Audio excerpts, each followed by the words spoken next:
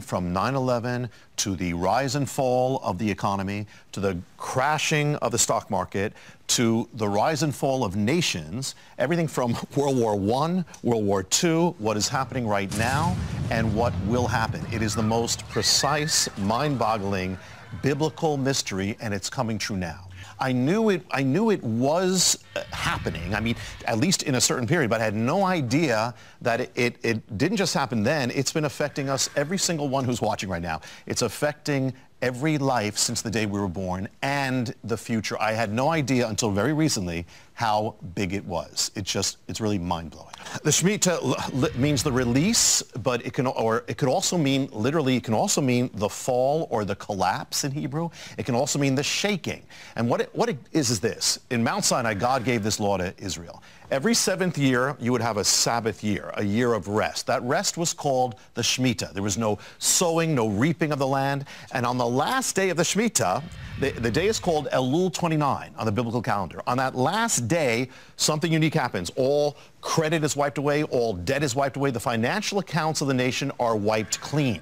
Now, this was to be a blessing, but when Israel turned against God, the Shemitah comes back as a sign of judgment on a nation that is driving God out of its life. So this is where it affects us particularly today. So the thing is that the Shemitah affects, as you can see, the economy right away. Today it would be a recession or a depression. I mean, and the Wall Street, it literally is the collapse of our financial realm. So what we're going to see is... So we're going to have a collapse that's not a blessing. We're going to have the judgment type of collapse. We have already seen it happen, and it's actually getting more specific. The last two Shemitahs have been so exact, so precise since 9/11, and we're coming up to another one as well. So what we're going to see, and this is what blew me away, is it has been affecting everything in our lives from really...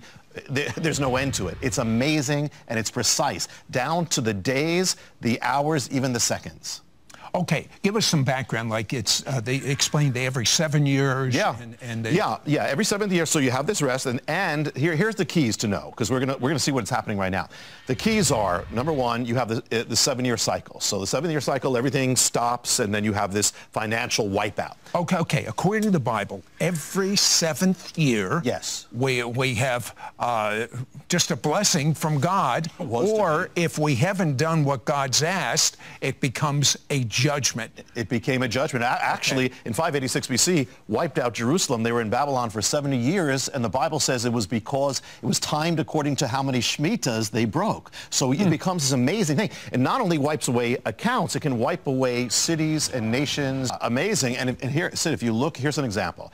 If you look at the last 40 years of our financial history, you look for, there's 5 great turning points or long-term collapses combined often with recessions. When did they take place? I'll give you an example. 1973, first one. Second one, 1980. Third, 1987. Fourth, 2000. And fifth, 2007, Great Recession. What do you notice about all of them? Every one of them is separated by a 7-year period. I mean, 73 to 80, 7 years. 80 to 87, 7 years. 2000 to 2000, 7 years. Are any of them linked specifically to the year of the Shemitah? 1973, year of the Shemitah. 1980, Shemitah. 87, Shemitah. 2000, Shemitah. 2007, the Shemitah. Every single 100% of them happened according to the appointed time in the Bible. Some of these things went down to the seconds. So if you go, listen, take it larger. Go to the greatest crashes in history, and you'll find, do any of them take place linked to the year of the Shemitah? The majority of them do. I mean, I'll give you an example. This is the 3rd greatest crash in history, 1937 and 38. When does the Shemitah happen? 1930, 37 and 38, same year. In fact, when the Shemitah begins, the next day, Wall Street collapses. Here's another one, the Great Recession. When does that happen? It is 2007 and 8. When does the Shemitah happen? 2007 to 8. And on the exact day of the Shemitah appointed to wipe away the financial accounts, Elul 29, the whole stock market collapses. The Great Depression is even linked to this. When you have this peak day of the Shemitah, right after that comes the greatest month collapse in American history. I mean, it is mind-boggling. Yeah, the Shemitah has so many facets. It's not only, now we just touched on how it's affecting the economy, Wall Street, everything. But it actually affects even physical realities. And the first thing, one of the mysteries in here is called the mystery of the towers. In the Bible, the word for tower is migdal. That comes from a Hebrew word gadal, which means greatness. So there's a link between towers being built and greatness, or, you know, a nation's greatness or its pride, its glory. We're great, you know. Yeah, you know what that reminds me of? The Tower of Babel. Exactly. That's what they were trying to do. We're going to make a name for ourselves. That's We're exactly. going to build a tower up to heaven. That's exactly it. Now, could there be, now there's a mystery here, could it be that the rising of the highest towers in the world actually mark the rising of nations and powers? And we're going to see, this is linked to the Shemitah. It's amazing. For instance, from the Middle Ages, the highest towers were in Europe. The center of power was in Europe. But a change took place in about 1870. There's the greatest tower rises up in a new land. It's America. 1870. The next year, America becomes the strongest economic power on earth. The mantle goes from Britain to America. So the rise of the tower actually marks it. From then on, America builds the highest towers on earth as its power keeps growing and growing and growing and growing. But we're going to see there's a link with the Shemitah.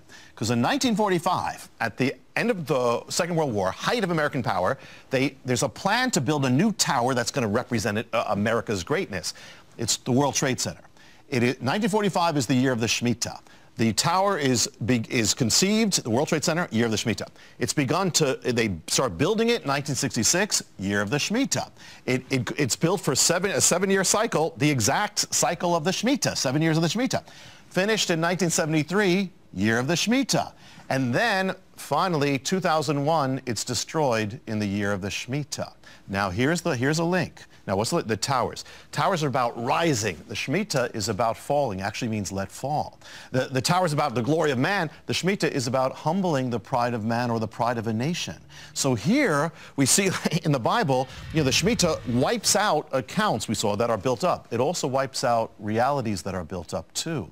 And so here in the year of the Shemitah, actually as the Shemitah gets to its peak, that's when 9/11 happens. 9/11 happens at the peak of the Shemitah, the last week, when it's getting ready for the day of nullifying, wiping things out. And actually the collapse of the tower causes the collapse of Wall Street. You have the greatest, so you have the collapse of a tower, the pride of a nation, and you have the collapse of Wall Street at the same time on the day of the Shemitah, which means that even the timing of 9/11 was determined, had to be determined exactly by the ancient mystery of the Shemitah.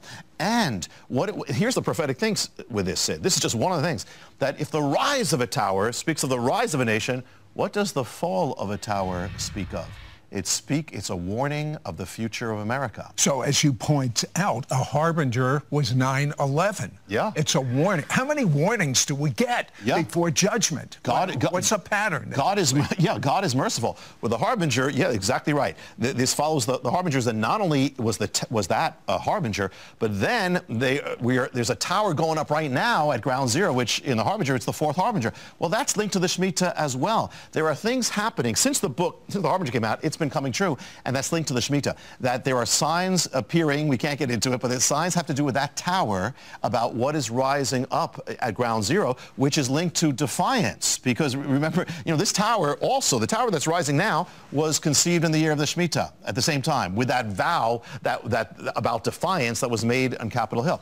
And it's probably going to be completed, most likely, in the year of the Shemitah that's coming. So that's just a little bit of the Shemitah and the tower. But this also is about the rise and fall of nations. The Shemitah gives the key about when nations rise and fall. It has to do with America. Let me give you an example how this mystery is so big, it's affected everything.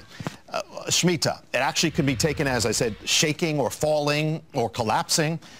1917, you have the year of the Shemitah. You have a collapse on Wall Street, but you also have a shaking of the nations called the First World War. The Shemitah is about collapsing. In that war, you have the collapse of powers, collapse of four empires, the German Empire, the Hungarian, the Russian, the Ottoman, all collapse in the year linked to the Shemitah. And you also have, the Shemitah is linked to the rise of nations. 1917 is the year that begins America's rise of world power on the stage. It enters the First World War. This is considered that. And so you have the beginning of this rise. But if you take it 4 Shemitahs later, which is 28 years, interesting, 4 in the Bible is a number of kingdoms. It takes you to 1945, and you have another global cataclysm. You have the shaking of the world, shaking World War II coming. You have literally, actually, you know, Hitler's attacks began in 1938. That was the year of the Shemitah. Goes 7 years till 1945 until it's over. Shemitah. The Holocaust, Kristallnacht. It's noted as 1938 as the fateful year. Year of the Shemitah. Ends 1945, year of the Shemitah. When you reach the peak of the Shemitah, you also get the peak of World War II, summer of 1945. You're approaching the Shemitah's day of nullifying things. Well, this is the day of wiping out. Unleashed on the world is the greatest power of wiping out ever. The atomic nuclear warfare comes on at the end of World War. It's like this crescendo. The war ends in the last week of the Shemitah, this whole 7-year period. And actually in Berlin, the Allies have a victory parade. It's on the day of the end of the Shemitah. I mean, so world history, this launches America as the superpower of the world, even the Cold War, in the year of the Shemitah. Now, if you go one more period, you go 4 Shemitahs later, 28 years, Shemitah can mean also the fall of a nation.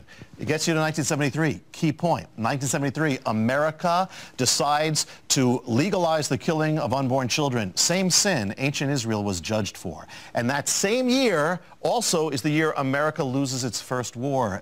Vietnam collapses. On the same day, August 15th, that America won the war before in the other Shemitah. And so you have this thing of the fall now. And in the same year of that fall, you have the World Trade Center, which marks the same years that America legalized the killing of its children. Huh. Okay, now with the amazing precision we've just seen in the past, what does that tell us about now and the future? The Shemitah begins September 25th. I can remember happens to be my birthday, so it's easy. September 25th, and then it goes till September 13th, 2015. Now, let me tell you, a few things. One is 2 cautions. God doesn't have to do anything. It doesn't necessarily have to happen every time. However, other caution is he can. And the thing is that what the pattern is generally this. At the beginning of the Shemitah, you don't necessarily notice. Listen. Yeah, and that's the dangerous thing, because when you combine this all together, where America's going, when you combine the harbingers appearing and continuing, when you combine the Shemitah, that's the thing. The thing is this: in the last 2 Shemitahs, this is 2001, 2001, and then it's 2007 and 8. Yeah. You had the mystery is getting more and more precise and intense. It's a buildup, because in 2001 you have the greatest stock market collapse in history happens on the exact day appointed in the Bible, Elul 29, to wipe out the financial accounts. 7 years later, 2008, you have the other greatest crash in American history, bigger, and it happens on the exact same day appointed in the Bible. The 2 greatest crashes happen exactly 7 Hebrew years apart, down to the days, the hours, to the seconds. So the mystery is getting more intense. He's going so fast, yeah. I want you to catch.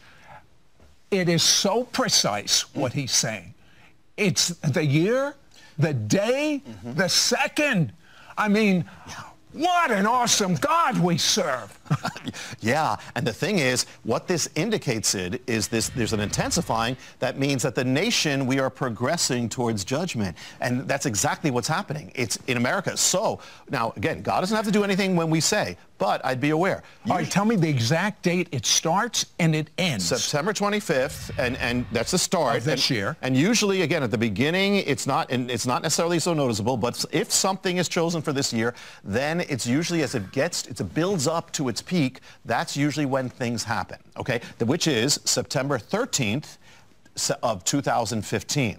Now, there's also, we've talked about this before, happens to be with the blood moon period as well. Because the blood moon period is a year and a half. Well, we're in that half part, but the year, what's left, is totally Shemitah. So it's all happening at the same time as Shemitah. It's like a convergence of warnings. It seems. And the other thing is that, here's another thing, Sid. In the Bible, one of the signs of judgment is the darkening of the sun. Now, we're not saying every eclipse is. However, there's something there. Here's the thing. Get this.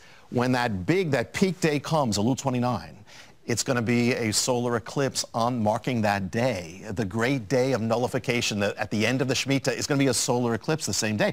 When we talked about the tower, putting this all together. When that tower, they just recently put the spire to make it the tallest in America, the day they put it up was another solar eclipse. And when the last time, Sid, when a solar eclipse happened on Elul 29,